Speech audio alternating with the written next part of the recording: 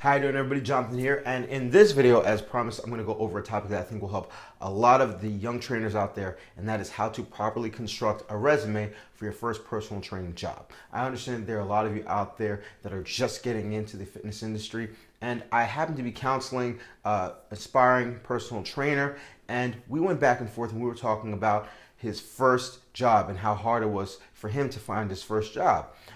In our talk, I asked him to send over his resume, the resume that he said that he was sending out to all these gyms, and I found a lot of glaring errors. So I want to help you guys to properly construct your resume. All right. Now, before I go into that topic, if you have not yet, make sure to click on that link up there and subscribe to my newsletter, as I send out short articles every Monday on how to see success in the fitness industry. If you just happen to stumble upon this video, click on the YouTube icon below, because I make videos every Wednesday based on questions I get the most.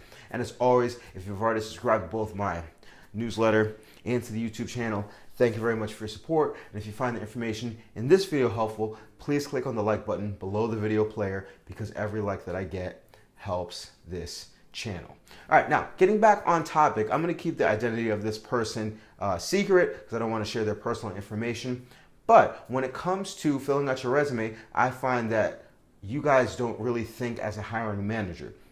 You have to understand that there's a big difference between what you want to accomplish as a personal trainer and what the hiring manager wants to accomplish for their business. And it doesn't necessarily make them bad people, but not everybody that owns the gym or that runs the hiring department has this burning desire for all of their clients to get in shape. Really what they want to do is they want to make sure that they can make additional income from their patrons. All right, so you're communicating all this stuff about passion and your beliefs in fitness, when really all they want to know is, can I rely on this person? Will this person be around a lot? And will this person sell? Is this person competent? That's it. And that's what you're looking to communicate in your resume. So I went over this person's resume. There's a lot of extra information that doesn't need to be included. All right. So I think if I go over this resume with you guys, it will help you a lot. Now, before I delve into this resume, there's one thing that this person was saying that I think shot himself in the foot. And I understand that when you first want your first personal training job, you explain your current position in the industry. And he was always saying, I want to gain experience, or I want to get my feet wet, or I want to be an intern. And this is something I definitely don't recommend to the big box gyms, because they are for-profit companies. They are not interested in helping somebody along to nurture their desire to help people get in shape. Really what they want people that are going to sell, they want people that are going to train, they want people that are going to stay. So that's what you have to communicate. So you want to eradicate from your vocabulary or from your newsletter verbiage that would suggest that you don't know what you're doing. So you don't want to say, I'm just trying to gain some experience. I'm just trying to learn. I'm just trying to get my feet wet. This is going to be my first personal training job. You have to highlight everything that you have done already in fitness. And if you've gotten certified, that means that you have full range to train your friends, to train your family, and that counts as experience. Now, you may not have trained them for money or trained them for a lot of money, but you have to give yourself every opportunity to get your foot in the door, because you're going to make mistakes. And even after you're hired, they're going to do a little bit of training with you. All right. So we're going to go over to my computer. I'm going to dissect this resume and show you how we can better improve it. And I hope this will help you. All right. So we're starting off by looking at this resume. And if I'm a hiring manager, you have to understand I'm only looking for a couple of things. What shows his competence as a trainer? Does he have any sales experience? Will he be able to sell? And will he be available? So we're looking at a couple of things. This person is also highly interested in music. So they've included the high school that they went to. They've included their college. They've included some work experience, catering, construction, and then catering for weddings and special events. As far as certifications, we have to go all the way down to the middle of the resume to get to the ISSA certification and the CPR certification. All right. This person has also included volunteer work, which goes back a while, so I wouldn't be as interested in that. They do include their special interests, some languages spoken, and then travel. Obviously, references available upon request. So if I'm looking at this, there are a couple of things that I want to fix right off the bat. Number one would be the text art that they have. They have this in like an italic shadow. This is kind of like code to let me know that I'm dealing with somebody that's relatively new or kind of amateur-ish. So I would immediately want to change that font back to like a regular font. The next thing I want to do is I want to put in the intention for the applicant, and that is to secure a personal training position at XYZ Gym. So let's type that out.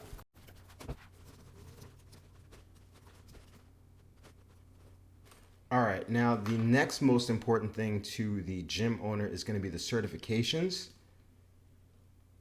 So we're going to clear that and we're going to put it right underneath the goal. Now, I was looking at the education. You don't necessarily need to put the high school information.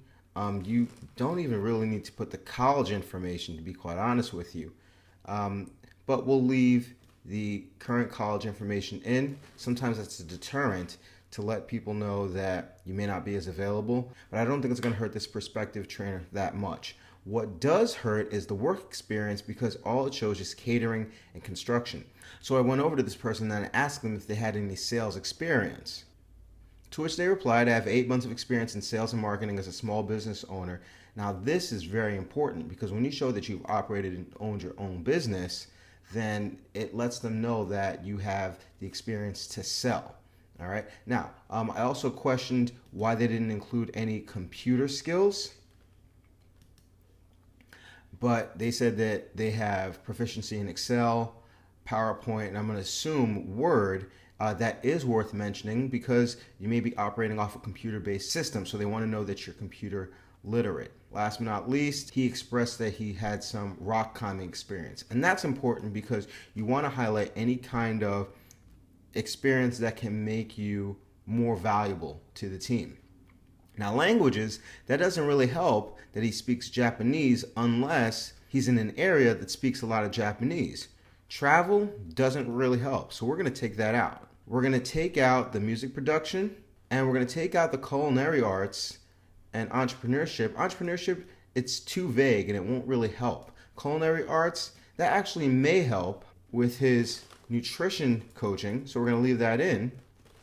We're going to put in the yoga, and then we're going to put in the rock climbing, as you can relate that back to fitness. All right, so we can actually take this out because it sounds redundant. Now, volunteer work, the gym's a for-profit, may not be as interested in the volunteer work, especially since it's 2016. The last time they did volunteer work was 5 years back. So we're going to take that out. As far as the work experience, we're going to highlight, and then you want to include your achievements. Whatever they are, you want to quantify, or even if you weren't number one, you can just put the amount that you have sold in your area. Now, you can get away with not having a lot of information if you just put related behind anything. So this doesn't include everything that you've done, but it lets them know this is your related information.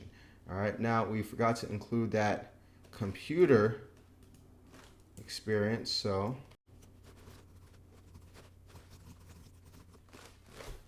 now they have the computer proficiency in there. Word, Excel, PowerPoint, you're all set. So this seems like a much shorter resume, and they may give you a little bit of apprehension or anxiety, but you can always bolster up your resume if you were to include a cover letter. Now, they may or may not read it. However, it's not a bad idea. So I asked this person for the cover letter, and then they spoke a little bit more about their history in training. And this may be a little bit too much information. Really, what you want to communicate is that you've done research on their gym, you love their facility, you feel that you'd be a great asset to their gym, and that you want to be a personal trainer for a very long time. You can highlight how your sales experience will translate over to their personal training department, as well as your rock climbing and yoga experience, so that you can help to bolster the skill set of the personal training team. You want to make sure that you relay that you're available to work all hours, that you're a team player. And if you do that, you can exclude all that extraneous information that most of them won't read anyway. They'll skim through, perhaps they'll read your cover letter, and then you're much more likely to get to the next level of your application process. Now, with that said, I would always recommend that if you can, go to the gym and ask to speak to the head trainer first, and then they'll ask for your resume. But you do want to show them that initiative, and the initiative will cover whatever gaps you have in your resume.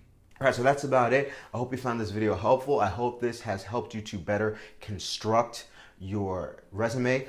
If there's one more thing I would include, for this particular person, he did land an interview and then they took him through a practical part in his application. And that's something that you may find where they ask you to do a sample workout for a client, and he felt completely flustered. However, if he had some kind of structure already set up, he would have been much better off. And I definitely recommend that if you're new to personal training, or even if you're a seasoned vet, you definitely check out my Dumbbells to Dollars course, as it is a course dedicated toward helping you develop a sound and solid structure, including warm-ups, workouts, talking points, and cool downs. It also helps for the seasoned personal trainers how to build your business, grow your business, market your business, coach nutrition, and of course it is a recertification course which will earn you CEUs for your NSCA, NASM, ACE, ISSA, and AFA certification. So definitely, if you have not checked out my Dumbbells to Dollars course, I would definitely recommend that you click on that image up there. But that's about it. As usual, I'll be back next Wednesday. If you have any questions or comments, put it in the comment section below. You guys know that your questions sometimes fuel a video that I make. So if you have a question, send it my way and I'll do my best to answer. But I will see you next week.